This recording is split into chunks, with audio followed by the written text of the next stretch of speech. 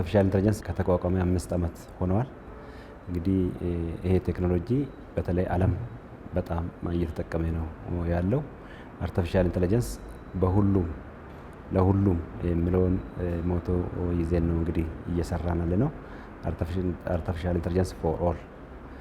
ይሄ ማለት ምንድነው? አርቲፊሻል ኢንተለጀንስ በሁሉም ሴክተር ውስጥ ገብቶ የሴክተሮችንም የዘርፎችንም እንዲያሳልጥ በተለይ ብዙ ሀገራት በጤና ዘርፍ፣ በግብርና ዘርፍ፣ በአገልግሎት ዘርፉ አርቲፊሻል ኢንተለጀንስን በመጠቀም ከዚህ በፊት ሲያመርቱ የነበረውን ምርት በእጥፍ እያመረቱ ነው። ሲሰጡ የነበረውንም አገልግሎት እንደዛው በጣም ብዙ አገልግሎቶችን እያዘመኑ ሰው ከዚህ በፊት በአንድ አገልግሎት ለማግኘት የሆነ ቢሮ መሄድ፣ በአካል መሄድ፣ ከሄድን በኋላ ደግሞ ዶክመንቶችን መስጠት መቀበል ነበረበት። አሁን ግን በአርቲፊሻል ኢንተለጀንስ በመጠቀም ሁሉ ነገር ባለንበት በአንድ ሞባይል ብቻ እንድንጠቀም መጠቀሙ ብቻ ሳይሆን ደግሞ አርቲፊሻል ኢንተለጀንስ ያግዛል ማለት ነው። እንደዚህ ያድርግ ብሎ ስለሚያግዝ ለኢትዮጵያ በጣም አስፈላጊ ነው የምንለው፣ ለአፍሪካም ለኢትዮጵያም በጣም አስፈላጊና በተለይ ደግሞ እድገት ለማደግ አርቲፊሻል ኢንተለጀንስን መጠቀም ግዴታ መሆኑን የዓለም ትሬንዱ ያሳየናል ማለት ነው።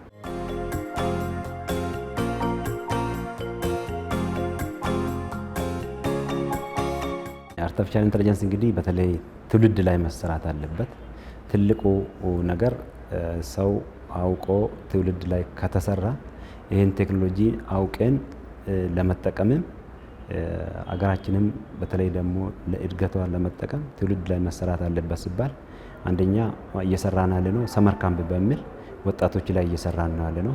በክረምቱ መርሃ ግብር በትምህርት ቤት በሚዘጋበት ጊዜ ሐምሌና ነሐሴ ተማሪዎችን እየወሰን በተለይ ታሌንትድ የሆኑ ተማሪዎችን እየወሰን እያስተማርን ያለ ነው።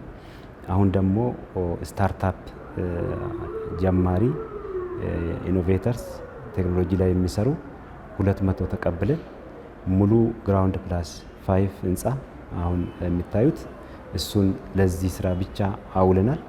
ይሄ ማለት ምንድነው? እንግዲህ ትውልድ ስለ ቴክኖሎጂ ያላቸውን ለምሳሌ ቤታቸው ሆኖ ከቴክኖሎጂስት ጋር የሚገናኙበትን፣ ከሚዲያ የሚገናኙበትን፣ እርስ በርስ ደግሞ አይዲያዎችን ወይም ደግሞ ያላቸውን ፍላጎት አብሮ በመወያየት ወደ ፕሮዳክሽን እንዲገቡ ከማድረግ አንጻር አሁን ስታርታፕ ጀምረናል።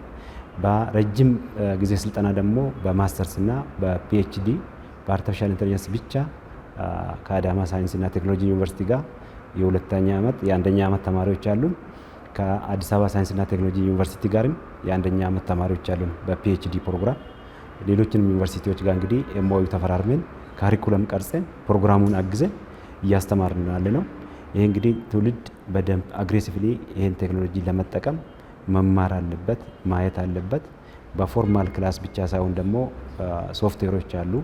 በተለይ 5 ሚሊዮን ኮደርስ አሁን አብዛኛው ሰው መውሰድ አለበት የሚለውን ነገር አዌርነሱን እንሰጣለን፣ እገዛም እናደርጋለን። 5 ሚሊዮን ኮደርስ ለምሳሌ ሰርቲፋይ ለመሆን ተምሮ ለመፈተን ሰርቲፋይ ለማድረግ የሚፈልጉትን ወጣቶች እናግዛለን። የኛ ሰራተኛ ሙሉ በሙሉ 100% ወስደዋል። ሌሎችንም እናግዛለን። በተለይ ደግሞ ሚዲያ እንግዲህ አርቲፊሻል ኢንተለጀንስን በመጠቀም ለራሱም በመጠቀም ለሌላም በማሳወቅ ደረጃ ሚዲያ ትልቅ ሚና አለው ማለት ነው።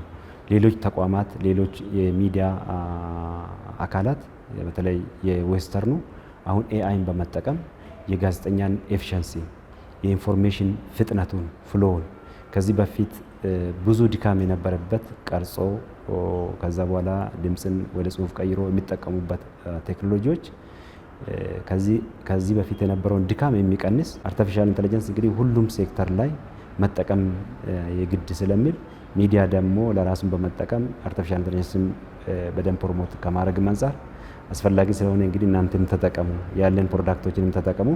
የዓለም ትሬንድ ደግሞ አይታችሁ ህዝባችን ወጣቶቻችንን አስተምሩልን። ወጣቶች ደግሞ ሌላ ነገሮችን ኢኖቬሽን እንዲሰሩ ነው የምንፈልገው። በጣም ስታንዳርድ የሆኑ ሚቲንግ ኦፊሶች አሉን። እነዚህን የሮቦቲክስ፣ የአይኦቲ፣ የዲጂታል ላይብረሪውን በመጠቀም እንግዲህ እነዚህ ነገሮች ራሳችንም እየተጠቀም ሌላዎችንን እያስተማር እንሄዳለን። እንግዲህ ሙሉ በሙሉ ወደ ፕሮዳክሽን፣ ወደ ውጤት፣ ወደ ችግር ፈቺ ለዓለማችን፣ ለአፍሪካችን፣ ለሀገራችን ችግር ፈቺ የሆኑ ሪሰርች ምርምሮች ላይ ነው እየሰራን ያለ ነው። ወደ 56 የምርምር ውጤቶች በኢንተርናሽናል ጆርናል ላይ ፐብሊሽ አድርገናል። ይሄ ማለት ምንድነው? ለዓለምም ለሀገራችንም ኮንትሪቢዩት ከማድረግ አንጻር ትልቅ ስራዎች አሉ። የሰራነው ስራዎች ደግሞ ፓተንት መኖር አለበት። ቬሪፋይ የሰራነው ስራ እኛ ብቻ ጥሩ ነው ብለን ማድነቅ ሳይሆን የተሰራው ስራ እያንዳንዱ ፓተንት ሊኖረው ይችላል በሚል ወደ 9 ፓተንት አግኝተናል በተለያዩ ዘርፎች፣ በግብርና፣ በጤና። እሱንም በደንብ ማስፋት ያስፈልጋል።